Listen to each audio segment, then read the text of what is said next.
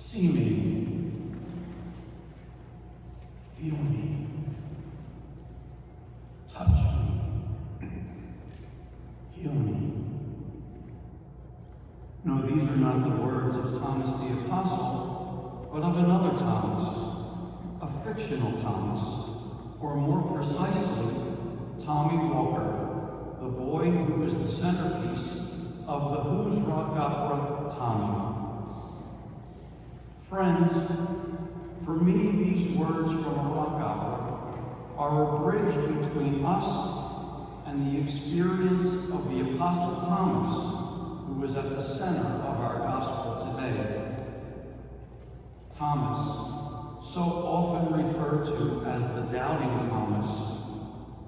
But remember, Jesus didn't give him that name. We did. Yet ironically, if we're really honest, isn't there a doubting Thomas that lives inside each one of us? Don't we all want to see Jesus? Touch Jesus? Feel Jesus firsthand? Maybe it isn't so much doubt that Thomas represents, but that stark, even beautiful aspect of human nature that once even yearns to see for ourselves, feel, touch, and be healed by that which is miraculous. And how easily, spontaneously, and lovingly Jesus lets Thomas get that close to him. Jesus lets Thomas touch his wounds. Stay with that for a moment. Jesus lets Thomas touch him. Can you just imagine being Thomas and having that incredible experience? Can you imagine what it would be like if Jesus were standing right in front of you and said, "Put your finger here and see my hands, and bring your hand and put it into my side, and do not be unbelieving, but believe." You see, as much as we want to see, feel, touch, and be healed by Jesus, Jesus wants us all, every one of us, to be that close to him. And that, I believe, is the essence of this day we call Divine Mercy Sunday, the second Sunday of Easter and the last day of the Easter octave. Divine Mercy Sunday. Our golden opportunity to respond to Jesus' invitation to me and to you. Thomas is all. To see him, to touch him, to feel him, and to be healed by him. Divine, his boundless mercy. This day was officially named by Pope St. John Paul II at the canonization of St. Maria Faustina Kowalska on April 30th, 2000. It was to St. Faustina that Jesus revealed his intention that we celebrate this day as such. From her diary, we read this revelation. "My daughter, tell the whole world about my inconceivable mercy. I desire that the Feast of Mercy be a refuge and a shelter for all souls, and especially for poor sinners. On that day, the very depths of my tender mercy are open. I pour out a whole ocean of graces upon those souls who approach the font of my mercy. The souls that will go to confession and receive Holy Communion shall obtain complete forgiveness of sins and punishment. On that day are opened all the divine floodgates through which graces flow.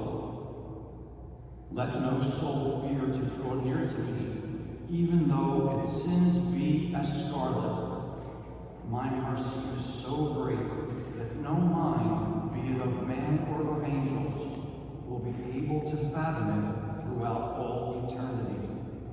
Everything that exists has come from the very depths of my most tender mercy. Every soul in its relation to me will contemplate my love and mercy throughout eternity. The feast of mercy emerged from my very depths of tenderness.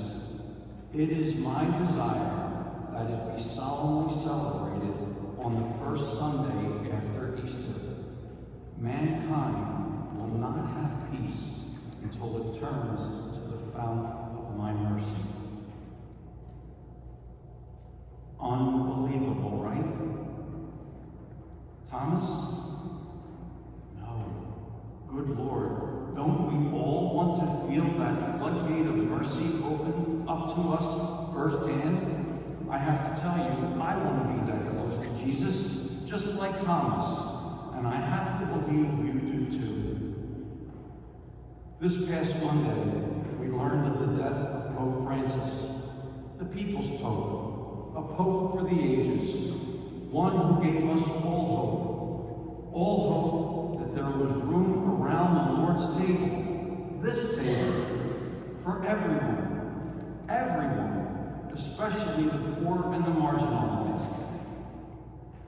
In his homily on Divine Mercy Sunday, on April 11th, 2021, in the midst of COVID and the protocols that kept us all distant from one another, far from one another's human touch, he reminded us that as much as we want to see, feel, touch, and be healed by Jesus, having been showered by his mercy, we must be that merciful presence to one another. He said, "Let us be renewed by the peace, forgiveness, and wounds of the merciful Jesus. Let us ask for the grace to become witnesses of mercy. Only in this way will our faith be alive and our lives unified. Only in this way will we proclaim the gospel of God, which is the gospel of mercy. For if love is only about us, faith becomes arid, barren, and sentimental. Without others, faith becomes disembodied. Without works of mercy, it dies. Having received mercy, let us now become merciful." I don't know about you, but the thought of being showered with the boundless mercy of Jesus, and in response, all of us being conduits of his mercy to one another, is very exciting and hopeful beyond words. Just think of what that might look like in real life.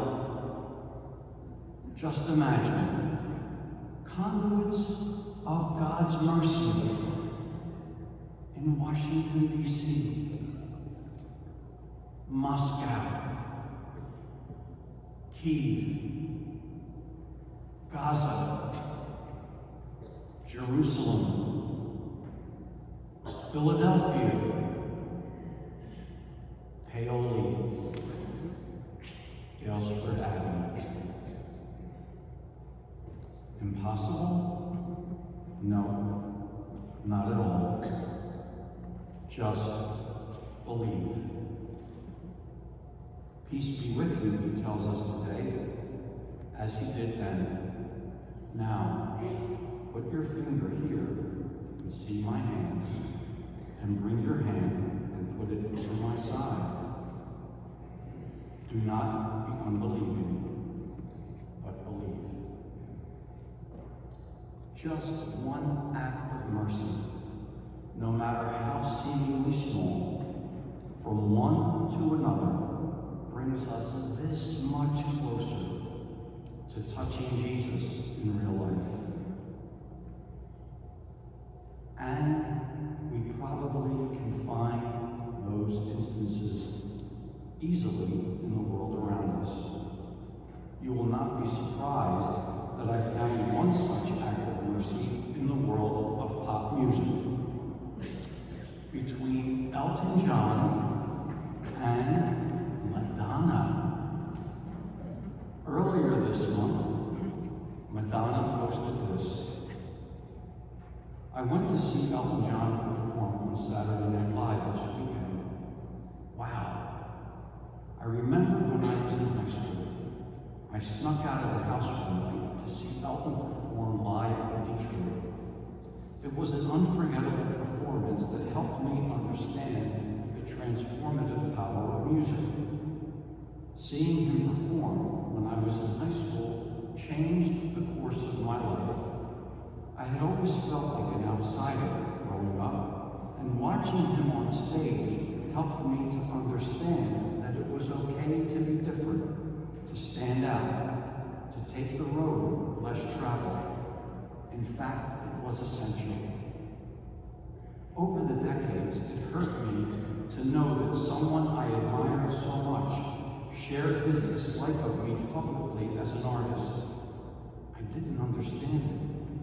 I was told Elton John was the musical guest on Saturday Night Live, and I decided to go. I needed to go backstage and confront him.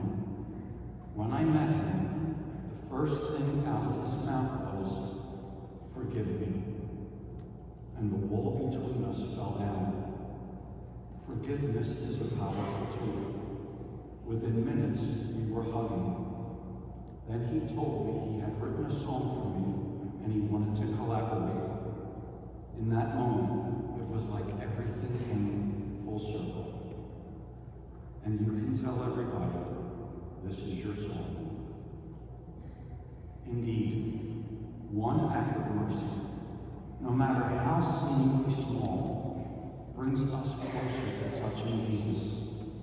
It is Divine Mercy Sunday.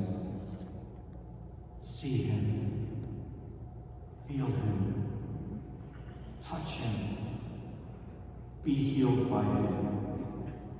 Do not be unbelieving, but believe, that we too might attest to his divinity, my Lord and my God.